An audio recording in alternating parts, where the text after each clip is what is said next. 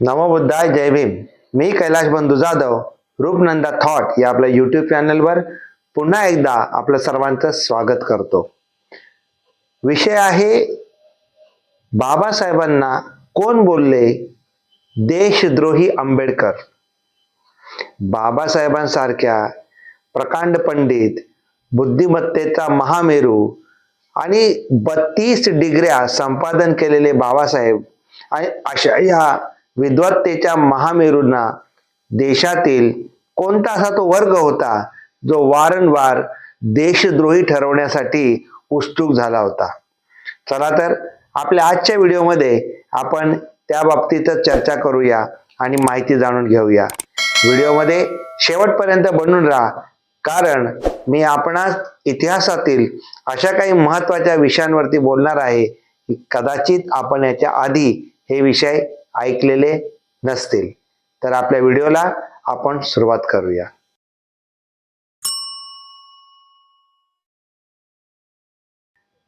बाबासाहेब भारत देशातील एक नेते म्हणून उदयास येत होते.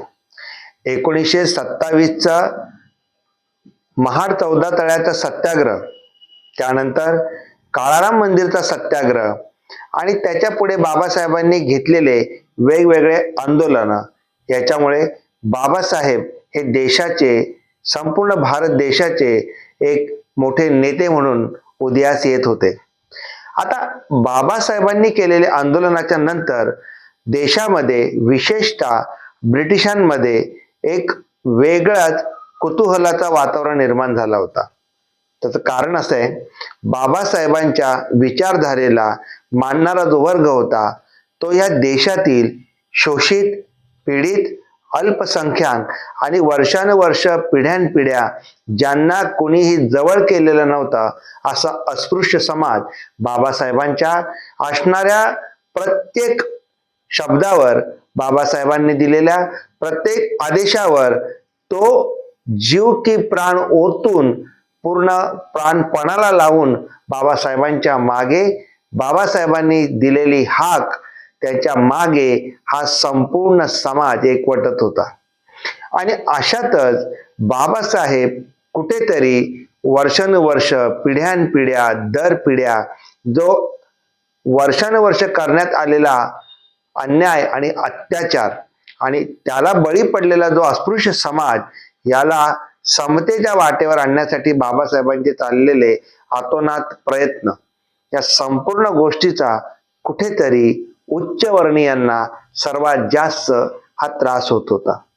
कारण कुठेतरी बाबासाहेबांच्या नेतृत्वाला कमी करण्याकरता बाबासाहेब हे हिंदू धर्मामध्ये फूट पाडायला लागलेत अशी आवई उठवण्यात आली. बाबासाहेब हिंदू धर्मातील जो अस्पृश्य वर्ग आहे याला जागृत करत असताना बाबासाहेब आमच्या धर्मामध्ये ढवळाढवळ करायला लागलेत अशी आवई सुरू केली. गोलमेज परिषदा सुरू झाल्या. जसे भारतातील सन्माननीय नेत्यांना बोलवण्यात येत होतं, त्याच सन्मानानं दुसऱ्या गोलमेज परिषदेला बाबासाहेबांना सुद्धा बोलवण्यात आलं. आणि नंतर बाबासाहेबांचे विचार ब्रिटिशांना सुद्धा पटू लागले होते आणि बाबासाहेबांचे विचार ब्रिटिश सुद्धा मान्य करू लागले होते. आणि पुन्हाच बाबासाहेबांना ब्रिटिशांचा हस्तक, निजामांचा हस्तक आणि इतक्यावरच न थांबता देशद्रोही आंबेडकर म्हणून सुद्धा बाबासाहेबांच्या नावानं या देशामध्ये आरडाओरडा सुरू झाला. खरी मजल गाठली गेली ती 1947 ते 1956 या कालावधीमध्ये.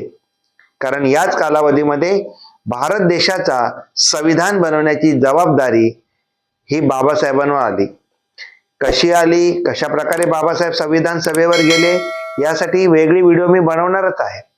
परंतु आता तुर्तास आपण या व्हिडिओमध्ये हे जाणून घेऊया की बाबासाहेबांवर जेव्हा मसुदा समितीचे ते अध्यक्ष झाले आणि बाबासाहेबांच्या सोबत संविधान लिहिण्याकरता ज्यांची ज्यांची नियुक्ती करण्यात आली होती ते एक एक जण बाजूला झाले आणि संपूर्ण हा संविधान निर्मितीचा जो भार आहे तो एकमात्र बाबासाहेबांवर आल्याच्या नंतर बाबासाहेबांनी त्यावेळेस हिंदू धर्मामध्ये असणारी उच्च नीचता, वर्णभेद, जातीभेद याचा सखोल अभ्यास केलेला होता.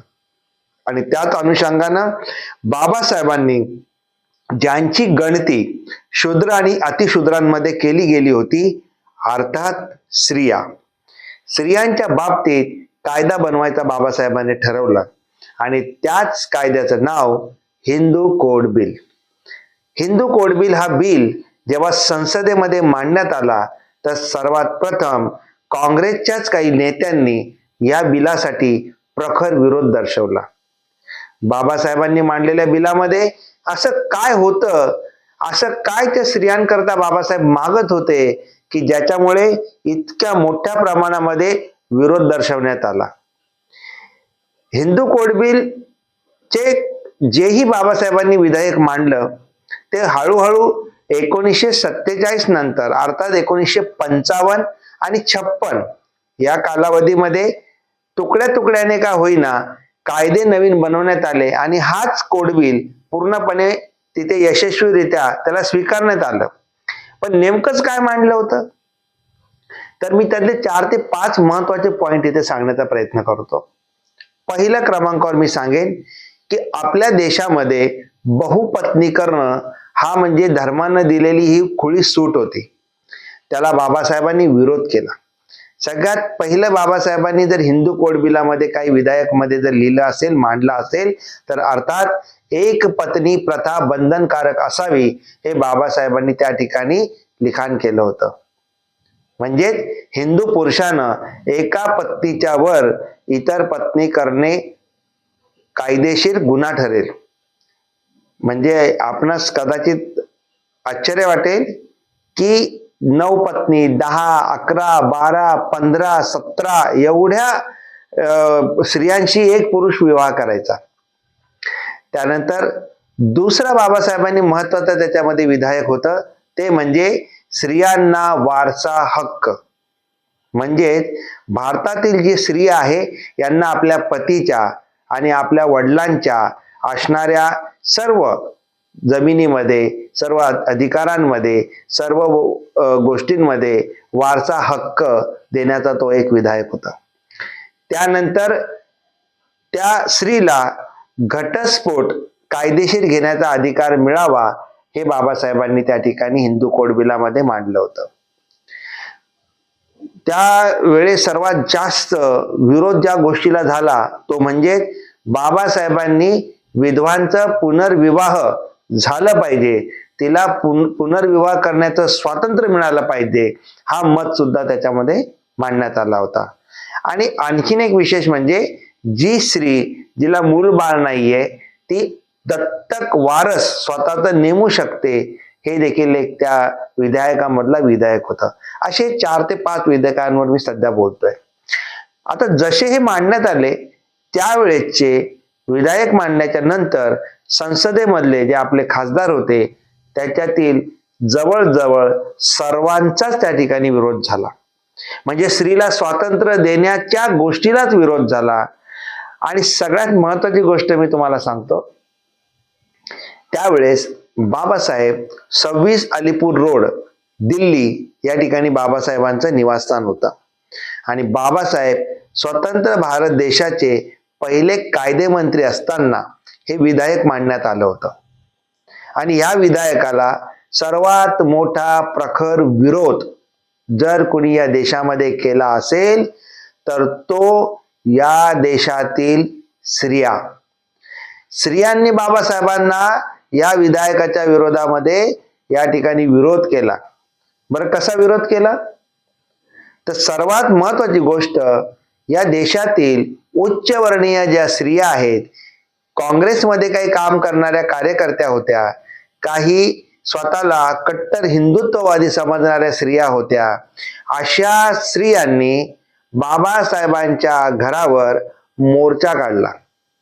आणि बरं, एवढ्यावर थांबल्या नाहीत, मोर्चा काढल्या आणि मोर्चामधल्या प्रमुख घोषणा होत्या आंबेडकर आंबेडकर देशद्रोही आंबेडकर. बरं, घोषणा तर होत्याच, त्याच्यासोबत बॅनर पण बनवले होते आणि बॅनरवर स्पष्ट अक्षरात मोठ्या अक्षरामध्ये लिहिलं होतं देशद्रोही आंबेडकर. आता त्या महिलांचं मुलाखत जेव्हा ब्रिटिश पत्रकारांनी घेतली तर त्यांनी असं तिथे मत मांडलं की आंबेडकर, म्हणजे त्यांच्या भाषेत सांगतो, बाबासाहेबांना त्या स्त्रिया उद्देशून म्हणतात, आंबेडकर हे अनपढ आणि गवार आहेत, त्यांना आमच्या धर्माबाबतीत काय माहिती. बरं, एवढ्यावर थांबल्या नाही. आंबेडकरांना आमच्या धर्मग्रंथांबद्दल काय माहिती आहे, आमच्या धर्मामध्ये यांनी ढवळाढवळ करू नये. म्हणजे स्वतःच्या स्वातंत्र्याच्या जाहीरनाम्याला धर्माचा मुलामा देऊन जातीयवाद्यांनी, उच्चवर्णीयांनी स्त्रियांची माथे भडकवली आणि ज्या स्त्रियांच्यासाठी हा विधेयक मांडण्यात आला त्या स्त्रियांना हे कळत नव्हतं की बाबासाहेब त्यांच्या स्वातंत्र्याचा जाहीरनामा लिहित आहेत, परंतु यांना पारतंत्र्यामध्ये राहण्याची जी सवय लागली होती त्यातनं यांना निघायचं नव्हतं. आणि अशा वेळेस देशामध्ये, आपल्या भारत देशामध्ये ज्या ज्या वेळेस मुलाखत घेतल्या जायच्या, विशेष लोकांच्या मुलाखती घेतल्या जायच्या, त्याच्यामध्ये महत्वाचे 3 जे होते व्यक्तिमत्व आपल्या देशातले ज्यांचे इंटरव्ह्यूज घेतले जायचे, त्यामध्ये एक बॅरिस्टर जिना, दुसरे महात्मा गांधी आपल्या देशात जिवंत असेपर्यंत, महात्मा गांधी जिवंत असेपर्यंत, आणि तिसरे डॉक्टर बाबासाहेब आंबेडकर. जेव्हा या बिलाला, हिंदू कोड बिलाला स्त्रियांनीच विरोध केला त्यावेळेस ब्रिटिश पत्रकार बाबासाहेबांच्या 26 अलीपूर रोड दिल्ली येथील बंगल्यावरती ते आले आणि त्यांनी बाबासाहेबांची मुलाखत घेतली. आणि बाबासाहेबांना हसत ब्रिटिश पत्रकार म्हणते, आंबेडकर, तुम्ही पुन्हा एकदा तुमच्या देशातील लोकांच्या नजरेमध्ये आज विलन ठरलात, याच्यावरती तुमचं काय मत आहे. तेव्हा बाबासाहेब तिला म्हणतात की असू दे, मी आज नाही तर अनेक वेळा त्यांच्या नजरेमध्ये विलन ठरण्यासाठी मी कायम तयार आहे, कारण त्यांना हे कळत नाही की मी काय काम त्यांच्यासाठी करायला निघालोय आणि त्यांना माझ्या कामाची तेवढी आज तरी जाणीव नाहीये.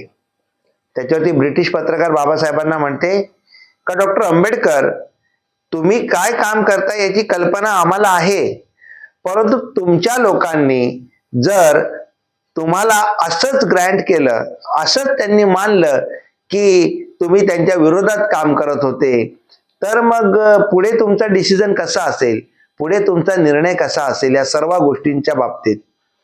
तेव्हा बाबासाहेब अत्यंत एक वाक्य इथे उच्चारतात, जो वाक्य तुम्हाला, मला, आपल्याला, समस्त आंबेडकरी समाजाला अभिमानाचं ठरतो. असं वाक्य बाबासाहेब त्या ब्रिटिश पत्रकाराला म्हणतात की जर पुढे इतिहास लिहिताना इतिहासकारांनी निपक्षपणे माझी बाजू नाही मांडली तरी मला फरक पडत नाही.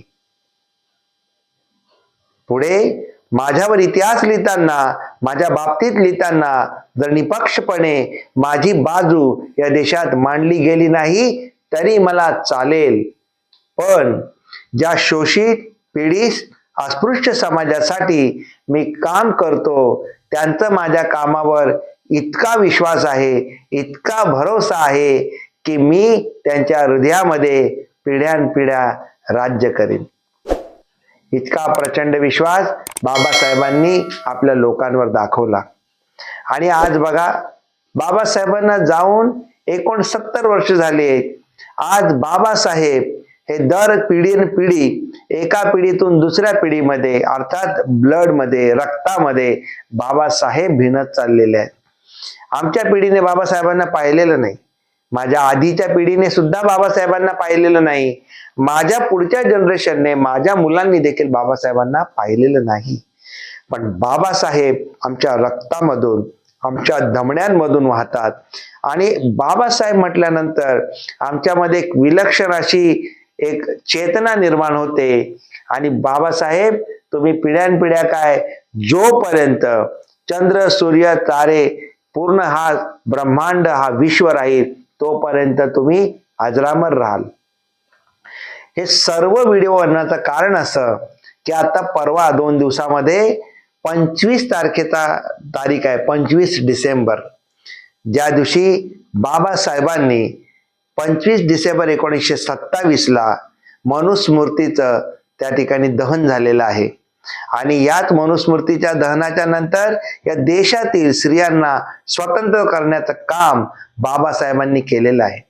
आणि आज 25 डिसेंबरला त्या महिलांचं खऱ्या अर्थानं खरं म्हणजे तो दिवस आहे महिलांचा मुक्तीचा दिवस, समस्त भारतीय महिलांचा मुक्तीचा दिवस. आणि जेव्हा मी वाचन करत असताना मला ही गोष्ट जाणवली की त्या काळामध्ये महिलांनीच बाबासाहेबांना या देशामध्ये काही महिलांनी, काही ठराविक महिलांनी, इथे मी नमूद करतो, काही ठराविक महिलांनी बाबासाहेबांना देशद्रोही बोलण्यापर्यंतची मजल गाठली. पण मित्रांनो, माझ्या बंधूंनो आणि भगिनींनो, तुम्हाला सांगतो, ज्यांनी त्या काळामध्ये बाबासाहेबांना अशा पद्धतीचा शब्द वापरले त्याच महिला, त्यांच्याच पिढ्यांच्या महिला यांनी भारत देश स्वतंत्र झाल्याच्या नंतर जे जे आपल्या भारत देशातील सर्वोच्च पद आहेत ते स्वतंत्र झाल्याच्या नंतर आजचा जगत त्यांनी त्याच्यावरती आपला वर्चस्व गाजवला. ज्या समाजातून ज्या महिलांनी, जाणीवपूर्वक हा शब्द वापरतोय, बाबासाहेबांच्या विचारधारेला विरोध केला, त्याच महिलांनी आज 1955 1956 नंतर हिंदू विवाह कायदा ऍक्ट आला या देशामध्ये, त्याच्यानंतर वारस हक्क 1956 ला आला, दत्तक वारस हक्क 1956 ला आला, संविधानाने सगळ्या गोष्टी स्वीकारल्या. त्यावेळेस खुद्द पंडित जवाहरलाल नेहरूजींनी सुद्धा बाबासाहेबांनी लिहिलेलं हिंदू कोड बिल स्वीकारलं नाही. ते बोलले, संसदेमध्ये आंबेडकर या गोष्टीचा फार विरोध होतोय, मी देशाचा विरोध पत्करू शकत नाही, थोडं आपण शांत राहू. हिंदू कोड बिल बाजूला सारलं, हिंदू कोड बिल बाजूला केलं या एका कारणानं. तसेच ओबीसींचं न्याय आणि हक्काचे असणारे मुद्दे, असे हे 2 कारण, म्हणजे समस्त भारत देशातील हिंदू स्त्रियांना याच देशामध्ये समता, स्वातंत्र्य, विश्वबंधुत्वानी त्यांना न्याय मिळत नाही. म्हणून या विश्वातले एकमात्र नेते परमपूज्य बोधिसत्व महामानव डॉक्टर बाबासाहेब आंबेडकरांनी या हिंदू स्त्रियांसाठी आणि ओबीसींसाठी आपल्या स्वतंत्र देशाच्या पहिल्या कायदे मंत्री पदाचा राजीनामा दिला. आणि तेच बाबासाहेब फक्त आणि फक्त हिंदू कोड बिल पास होत नाही म्हणून या देशामध्ये राजीनामा देतात. अहो, आता या भारत देशात स्वतंत्र झाल्याच्या नंतर एका सरपंचाला सांगा, सरपंचाला राजीनामा दे म्हणून, नाही देणार. मी म्हणतो त्या ग्रामपंचायतच्या सदस्याला सांगा तुझ्या पदाचा राजीनामा दे, अजिबात नाही देणार. पण भारत देशाचे स्वतंत्र कायदा मंत्री पदाचा राजीनामा देणारे आमचे बाबासाहेब हे श्रेष्ठ ठरतात. आणि म्हणून आम्ही सांगतो की जर तुझ्या मुक्तीचा, म्हणजे माझा समस्त भारतीय स्त्रियांना सांगणं आहे, तुझ्या मुक्तीचा जाहीरनामा जर कोणी लिहिला असेल तर तो केवळ आणि केवळ डॉक्टर बाबासाहेब आंबेडकरांनी. आणि तुला फक्त एकच करायचं आहे, तुला एकदा तुझ्या जीवनामध्ये फक्त एकदा हिंदू कोड बिल वाचायचं आहे. ज्या दिवशी तू हिंदू कोड बिल वाचशील त्या दिवशी तुला खऱ्या अर्थानं कळेल तुझा मुक्तिदाता कोण आहे, तुझा मार्गदाता कोण आहे. तू आज हे जे ऐश्वर्य भोगतेस, तू हे आज स्वतंत्र भोगतेस, तू हे आज सर्व प्रकारचे ऐशो आरामाची जिंदगी, सर्व प्रकारचे सर्व हक्क आणि अधिकार तुझे भोगते, त्याला केवळ आणि केवळ कारण आहेत परमपूज्य डॉक्टर बाबासाहेब आंबेडकर. बाबासाहेबांनी तुला जर हक्क अधिकार दिले नसते तर आज तू चूल आणि मूल एवढ्याच पर्यंत सीमित राहिली असते. याच्याही पलीकडे सांगेन, किचनच्या बाहेर म्हणजे हॉलमध्ये सुद्धा तुला यायची मुभा नव्हती. तर मग मला असं सांगायचं आहे त्या समस्त स्त्रियांना ज्या म्हणतात बाबासाहेब आंबेडकरांनी आमच्यासाठी काय केलं. आज आमच्या महिलांचं हिंदुत्व फार उफाळून आलेलं आहे. हिंदुत्वाच्या दोन व्याख्या आहेत, त्यातली मी दुसरी व्याख्या सांगतो तुम्हाला. मग माझं सांगणं आहे, जर तुला खऱ्या अर्थानं त्या गोष्टीला जर फॉलो करायचं आहे, माझं त्या स्त्रियांना सांगणं आहे ज्या स्त्रिया बाबासाहेबांना आजही आपला मार्गदाता आणि मुक्तिदाता मानत नाहीत, त्या स्त्रियांना मला एवढंच सांगायचं आहे, सर्वात प्रथम तुला जर धर्म फॉलो करायचा असेल तर सगळ्यात प्रथम तू पहिले एक काम कर. तुझं जेही शिक्षण झालेलं आहे, तू 10वी पर्यंत शिकले, ग्रॅज्युएट आहे, पोस्ट ग्रॅज्युएट आहे, तू काही पुढच्या आणखीन हाय क्वालिफाईड शिक्षण घेतलंय, ते सर्व प्रमाणपत्र, ते सर्व डिग्र्या पहिले जमा करून टाक. कारण धर्मानुसार तुला शिक्षणाची बंदी आहे. दुसरं, तू आजच्या तारखेला जिथे सर्व्हिस करते, नोकरी करते, ती नोकरी, ती सर्व्हिस, तो व्यवसाय पहिले बंद कर आणि किचन मध्ये जाऊन बस. तिसरं, तुला वारस हक्कानं जी नवऱ्याची प्रॉपर्टी भेटलेली आहे, आई वडिलांची प्रॉपर्टी भेटलेली आहे, आजही भाऊ, सक्के भाऊ आपल्या बहिणीला मयत दाखवतात सातबाऱ्यावर, आणि तू कायद्याने तिथे भांडते की मी जिवंत आहे आणि मला माझ्या वडिलांच्या प्रॉपर्टी मधनं बेदखल केलंय, त्याचे तू भावांकडनं करोडो रुपये घेतेस. आधी पहिले ते जाऊन परत कर. कारण या ज्या जमिनी वडिलांकडची आणि पतीकडची प्रॉपर्टीमध्ये हक्क आणि अधिकार मिळवून देणारा जर कोणी जरी व्यक्ती असेल तर ते केवळ आणि केवळ बाबासाहेब आंबेडकर आहे. अजून याच्या पलीकडे सांगेन की बाबासाहेबांसारख्या व्यक्तिमत्वाला तू कधी भाऊ मानला नाही, तू कधी बाप मानला नाही, पण तुझ्या ओंजळीमध्ये हिंदू कोड बिलाच्या माध्यमातून तुझी संपूर्ण ओंजळ वाहून जाईल एवढं टाकून गेलं ते म्हणजे डॉक्टर बाबासाहेब आंबेडकर. तुला न मागता हे संपूर्ण स्वातंत्र्य ज्याने बहाल केलं ते परमपूज्य डॉक्टर बाबासाहेब आंबेडकर. आज तू जिथे सर्व्हिस करते, ज्या ठिकाणी काम करते, त्या ठिकाणी तू प्रेग्नेंट झाल्याच्या नंतर तुला भर पगारी सुट्टी असताना पूर्ण पगार मिळतो, रजा मिळते, आणि सगळ्यात महत्वाची गोष्ट तू जे बोनस घेते ते बोनस सुद्धा देणारे तुला परमपूज्य डॉक्टर बाबासाहेब आंबेडकर आहेत. आणि तुम्ही बाबासाहेबांचा अपमान करता. बाबासाहेबांनी आमच्यासाठी काय केलं म्हणून तुम्ही आम्हाला बोलताय. म्हणून एकदा केवळ एकदा थोडीशी सुरुवात कर.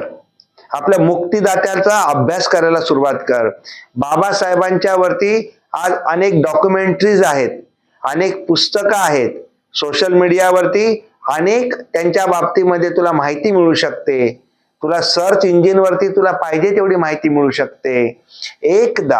केवळ एकदा बाबासाहेबांना वाचायला सुरुवात कर, मग तुला समजेल की खऱ्या अर्थानं तुला सर्व हक्क, अधिकार आणि सर्वात महत्वाची गोष्ट, आजही कायदेशीररित्या तुझं रक्षण जर कोण करत असतील तर ते केवळ आणि केवळ डॉक्टर बाबासाहेब आंबेडकर.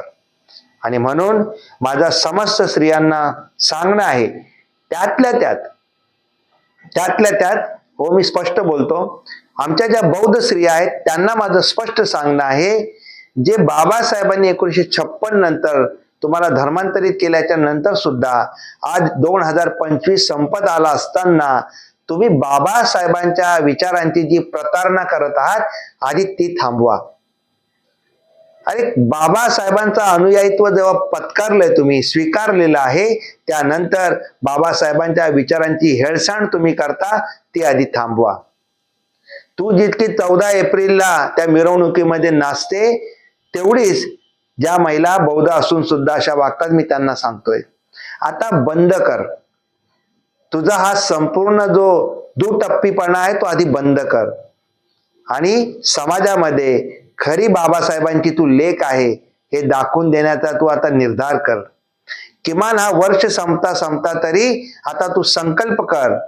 25 तारखेच्या श्रीमुक्ती दिनाच्या दिवशी तू संकल्प कर की मी आता बाबासाहेबांच्या विचारांनीच चालणार आहे, बाबासाहेबांच्या विचारांनीच वागणार आहे, आणि मी माझ्या कुटुंबामध्ये, माझ्या मुलांमध्ये एक नवीन आदर्श निर्माण करून देणार आहे, असा तू संकल्प कर. आणि म्हणून आज मी 25 डिसेंबर अर्थात श्री मुक्ती दिनाच्या तसेच मनुस्मृती दहन दिनाच्या तुम्हा सर्वांना हार्दिक हार्दिक शुभेच्छा देतो आणि इथेच थांबतो. नमो बुद्धाय. जय भीम. जय भारत. जय संविधान.